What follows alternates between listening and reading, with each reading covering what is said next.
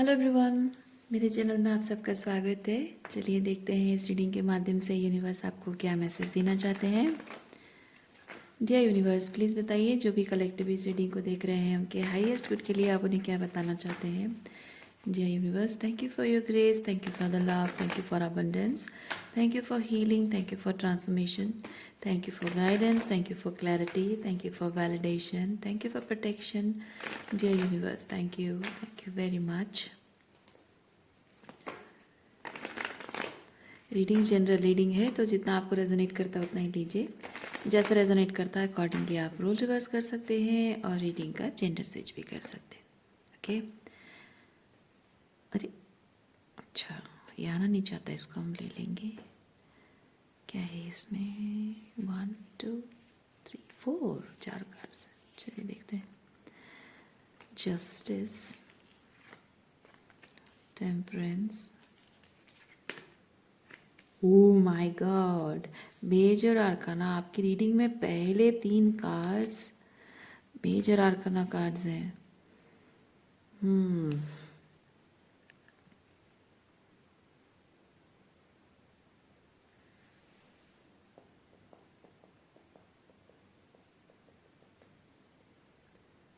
Temperance, गुस्सा ठंडा करना बहुत ज़रूरी है। आपके अंदर जो आग भड़क रही है, जो गलत गलत आपके साथ हुआ है, अन्याय हुआ है, और उसकी वजह से जो आग आपके अंदर है, उस आग को शांत नहीं करना है बल्कि गुस्सा ठंडा करना है। यानी कि वो उस गुस्से को आपको सही रूप देना है। ठीक है। वो गुस्सा जो जला देना चाहता है उसको एक मशाल बनानी है, सच की एक मशाल, जिसको लेकर चलना आपके लिए एक पर्पस बन सकता है। जो भी आपके साथ हुआ उसको अपने आप को विक्टिमाइज करने के बजाय, और उस जो कुछ भी हुआ उस चीज़ को पावर देने के बजाय, उसको इस्तेमाल कर लेना अपने ही फायदे के लिए। That kind of power, okay, resilience आपके अंदर डेवलप हो रही है।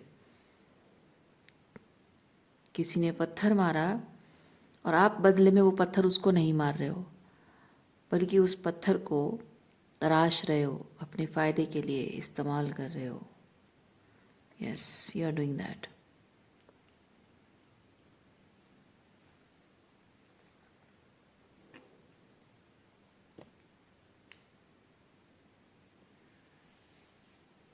पेज ऑफ पेंटिकल्स, सन,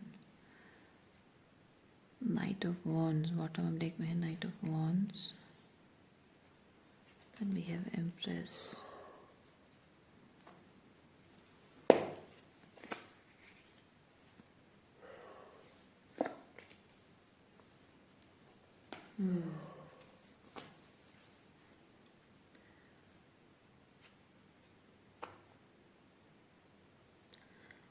आपके अंदर की कोमलता, ये आपके अंदर की कोमलता है। ये बाहरी तौर पे मतलब नारियल है, ये नारियल के अंदर का सॉफ्टनेस है और ये उसके बाहर का हार्ड शील्ड है, हार्ड कवर है। आप ऐसे बन गए हो, पहले ऐसे नहीं थे, पहले ऐसे नहीं थे। जो भी आपके साथ गलत हुआ है उसके पहले आप अंदर से जैसे बाहर से वैसे मासूम, भोले भाले, सीधे साधे। जो सादगी आपके चरित्र में है वो बाहर भी दिखती थी। और इसी चीज़ का तो लोगों ने, क्योंकि बाहर जब दिख जाती है ना तो लोग उसका फ़ायदा उठाने लग जाते हैं, उनको पता चल जाता है। लेकिन वो बाउंड्री नहीं थी, अब बाउंड्रीज हैं। अब आप अपने अंदर की सॉफ्ट साइड वर्दी लोगों को दिखा रहे हो, और जो अपने डिस्टॉर्शन लेकर, टॉक्सिसिटी लेकर आ रहा है उसको आप क्वीन ऑफ सॉर्ड्स की एनर्जी दिखा रहे हो।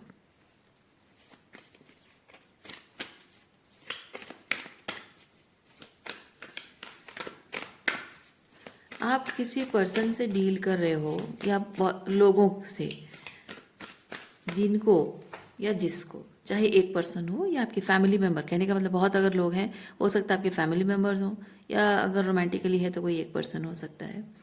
सो बेसिकली लोगों को ये चीज़ लगता रहा है कि ये जो आपकी सॉफ्ट साइड तो लोगों ने देखी है, आपकी टफ साइड अब देख रहे हैं।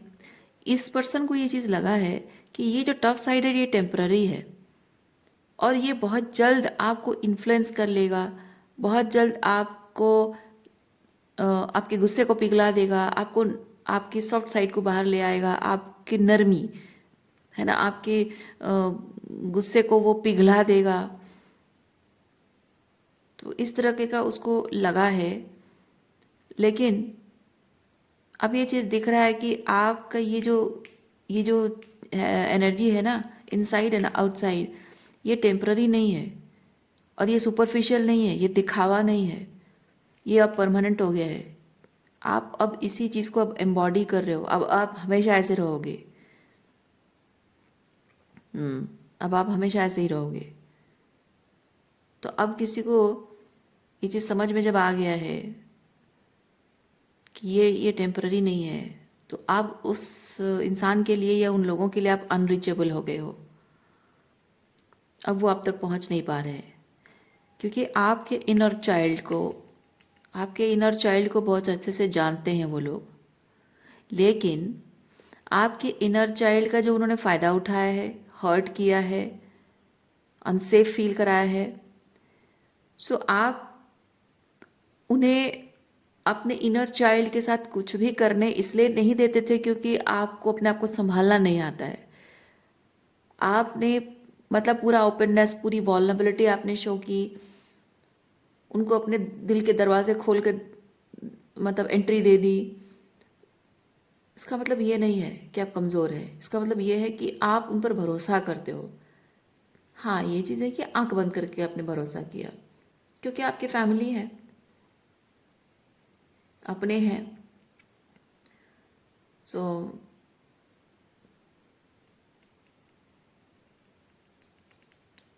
अब ये चीज़ है कि जब भी हमारे ऊपर कोई मुसीबत आती है तभी हमारे अंदर का पावर बाहर आता है ना।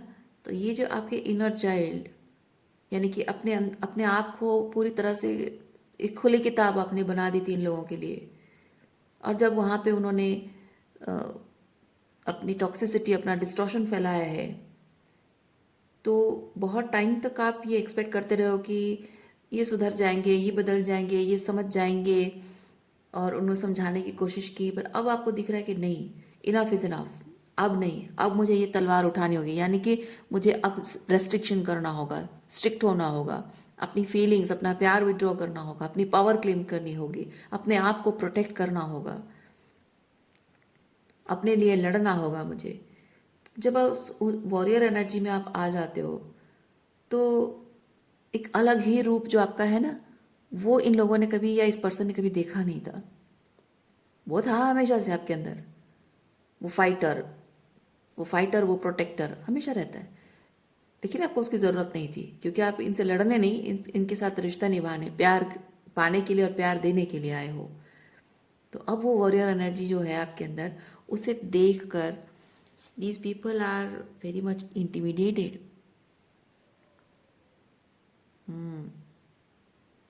The mystic of love, divine love.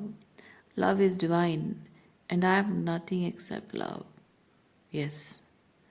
अब ये चीज़ आप कह रहे हो, आपको हमेशा ये लोग समझते रहे, ये पर्टिकुलर इंसान समझते रहे, अगर आपकी एम्प्रेस एनर्जी है तो ये लव एनर्जी है, ये क्वीन ऑफ सॉर्ड्स लव नहीं है। पर हाँ, ये सच है, ये सच है कि ये क्वीन एम्प्रेस एनर्जी लव है, लेकिन ये क्वीन ऑफ सॉर्ड्स भी लव है, लेकिन आपके अपने लिए है, उनके लिए नहीं है। क्योंकि उन्होंने डिस्टॉर्शन फैलाया, टॉक्सिसिटी फैलाई, नेगेटिविटी फैलाई, उन्होंने मैनिपुलेट किया, माइंड गेम खेला, आपकी भावनाओं के साथ खेला। तो अब ये क्वीन ऑफ सॉर्ड्स आपके अपने लिए लव है, इसीलिए अपने आप को प्रोटेक्ट करने के लिए कर रहे हो। तो कोई आपको शायद ये जताने की कोशिश कर रहा है कि ये लव एनर्जी नहीं हो सकती। ये जो फाइटर एनर्जी में आप हो, ये प्यार हो नहीं सकता है। पर नहीं, ये प्यार है, आपका अपने लिए प्यार है।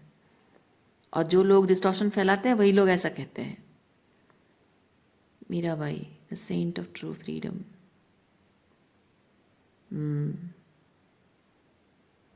और ये जो ट्रू लव है ना, आपका अपने लिए जो सेल्फ लव है, ये सेल्फ लव ट्रू लव है। और यही लव आपको टॉक्सिसिटी से, कार्मिक एंटेंगलमेंट से फ्री कर रहा है। Yes, love is what sets me free. I am married to my own soul. Self love. दुनिया में किसी भी इंसान से प्यार नहीं। मीराबाई किसी इंसान से प्यार नहीं करती थी, परमात्मा से, ईश्वर से प्यार करती थी। और उनका ईश्वर, उनकी आत्मा, मतलब आई लव माई सोल मतलब क्या है, उनकी आत्मा क्या है, वही किसी भी इंसान की आत्मा क्या होती है, वही ईश्वर का अंश है ना। हम अपनी आत्मा से जब, अपने ईश्वर से जब प्यार करते हैं, वो हम अपनी आत्मा से प्यार करते हैं। क्योंकि ईश्वर से प्यार करना मतलब वो अपनी आत्मा की शुद्धिकरण करते हैं, है ना, अपनी लिबरेशन का रास्ता खोलते हैं हम। यानी कि आपकी सोल जो करने आई है उसको वो करने देना, एक अपने अंदर अपनी एक्सपेंसिवनेस को अलाउ करना, अपने आप को लिमिटेशंस में नहीं रखना। तभी जाकर आप अपने आत्मा से प्यार का इजहार करते हो। वो आपका अपने आत्मा के लिए प्यार का इजहार है। जैसे चाहे तुम ग्रो करो, अपनी सोल को आप अलाउ कर रहे हो, क्योंकि आपके कर्मा पर डिपेंड करता है ना। आप कर्म करोगे, आपकी सोल ने आपको वो पावर दे रखी है, आप कर्म करोगे और आपकी सोल एक्सपैंड करेगी।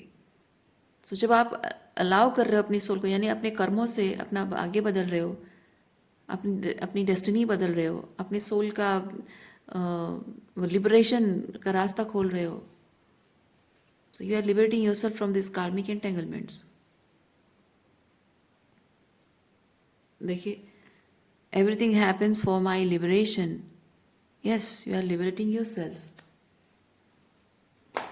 फ्री कर रहे हो, इस कार्मिक एंटेंगलमेंट से अपने आप को फ्री कर रहे हो आप।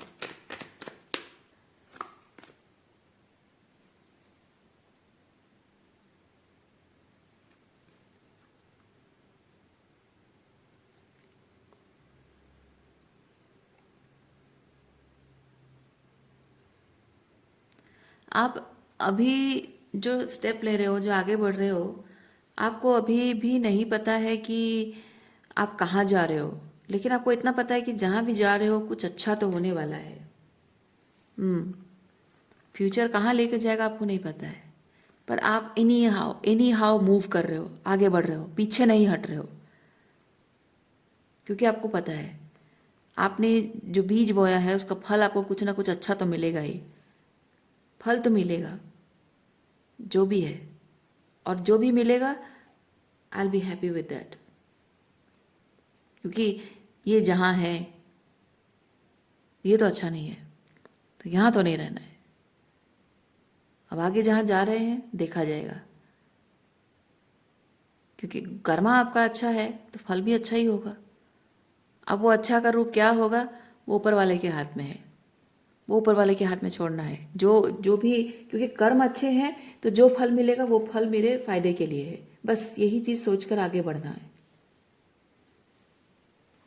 आप आप ये उम्मीद नहीं कर रहे हो कि हाँ मुझे ऐसे सर्टन तरीके से ही चीज़ें मेरे लाइफ में होनी ही चाहिए। नहीं, सोल का एक्सपेंशन ऐसे ही होता है। क्या है, क्या होगा आगे रिजल्ट, वो नहीं देखना है। बस इतना पता है कि जो भी होगा अच्छा ही होगा।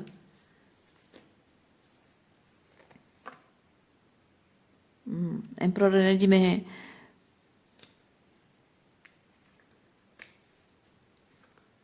देखिए यहाँ पे जिन जिन लोगों से आप जुड़े हुए हैं ना, दिस पीपल आर डिसअपॉइंटेड अपने ही गुनाहों में, अपने ही गुनाहों के जो, मतलब जो गलत काम उन्होंने किया है, जिन लोगों के साथ आप डील करते रहे हैं, जो आपसे उम्मीद करते हैं कि आप सिर्फ अपना सॉफ्ट साइड दिखाओगे, अपने डार्क साइड नहीं दिखाओगे, है ना, जो लोग उम्मीद करते हैं वो दे आर स्पाइरलिंग। है ना, जो भी उन्होंने किया है ना उसी चीज़ में वो स्पाइरलिंग कर रहे हैं, घूम रहे हैं बस उसी में। और उनको ये चीज़ लगता रहा है कि जो आपसे ले पा रहे थे, चुरा पा रहे थे, अब चुरा नहीं पा रहे हैं एनर्जी, है ना। आपसे जो एनर्जी ले पाते थे, आपकी हीलिंग पावर, आपकी जो स्पिरिचुअल गिफ्ट्स है उसका फ़ायदा उठा पा रहे थे, अब वो नहीं कर पा रहे हैं। So they are spiralling due to their own karma.